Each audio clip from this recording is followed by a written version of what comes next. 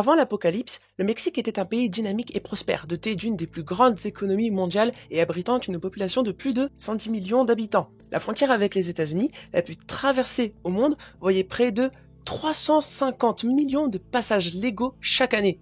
Mais avec l'arrivée du virus Wildfire, tout a changé.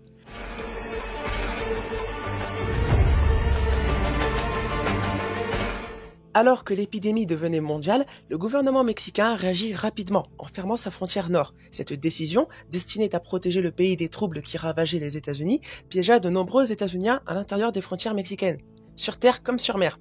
Les forces armées établissent un blocus strict, notamment une flottille militaire au large de la Basse-Californie. Pourtant, cette barrière n'a fait qu'attirer davantage de morts vers les postes frontières, transformant ces lieux en foyers de chaos.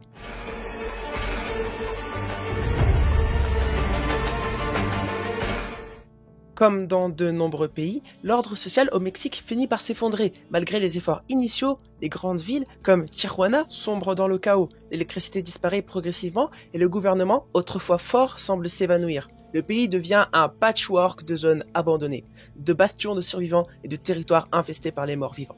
Malgré l'effondrement, le Mexique résiste mieux que beaucoup d'autres nations. Des colonies comme la Colonia surgissent à Tijuana, offrant un semblant de sécurité. Des groupes plus controversés comme Los Hermanos, des cartels de la drogue reconvertis en chefs de la logistique, prennent le contrôle des échanges de biens et des routes commerciales à la frontière.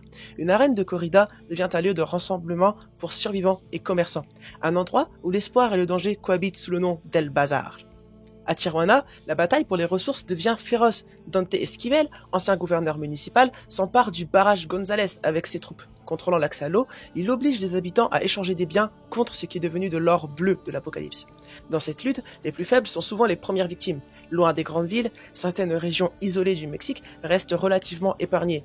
Là, je suis désolé, j'ai du mal, je n'arrive pas à lire ce mot, ce nom de ville. Alors, à Val de Guadalupe, la vigne Abigail devient un havre de paix pour des survivants. Mais comme partout, cette tranquillité est fragile et finit par être consumée par la violence et la destruction. Dans l'ombre de l'apocalypse, les survivants mexicains continuent de se battre contre les morts-vivants, contre la famine et contre eux-mêmes. Entre les colonies, les cartels et les petits bastions de pouvoir, le Mexique devient un théâtre de résilience et de survie. Même si l'espoir est rare, les liens humains et la volonté de vivre persistent. Le Mexique, comme le reste du monde, n'a pas été épargné. Mais dans ses ruines subsiste une détermination farouche, une lumière vacillante dans les ténèbres. Les survivants doivent maintenant écrire un nouveau chapitre, celui d'une humanité brisée mais invaincue. Voilà, c'était tout pour cette vidéo, merci beaucoup de l'avoir suivi avec moi. Je vais arrêter cette série ici, je pense. J'attendrai la suite de Derrick Jackson afin de faire une vidéo pour voir ce qui s'est passé en Grande-Bretagne ou en Espagne. Et moi je vous dis à plus pour de prochaines vidéos tout le monde. Bye bye.